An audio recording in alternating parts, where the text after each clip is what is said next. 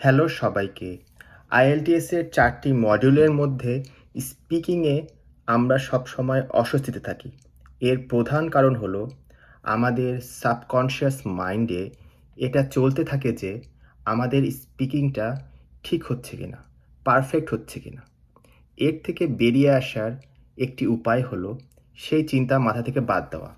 আমাদের গ্রামার ঠিক হচ্ছে কিনা, আমাদের প্রোনাউন্সিয়েশন পারফেক্ট হচ্ছে কিনা, তার থেকে বেশি জরুরি আমরা স্পিকিং করতে পারছি কিনা। যদি আপনি বিগিনার হয়ে থাকেন তাহলে এটা দিয়ে শুরু করতে পারেন। প্রথম কাজটি হলো প্রথমে স্পিকিং শুরু করা। শুরু করাটাই হচ্ছে সবথেকে চ্যালেঞ্জিং। এখন প্রশ্ন হলো আমরা কিভাবে শুরু করতে পারি? আমাদের অত কঠিন পর্যায়ে যাওয়ার দরকার নেই। শুরুতে আমরা এই একটা কাজ দিয়ে সেটা শুরু করতে পারি। সেটি হলো আমরা আমাদের সবার হাতেই স্মার্টফোন আছে।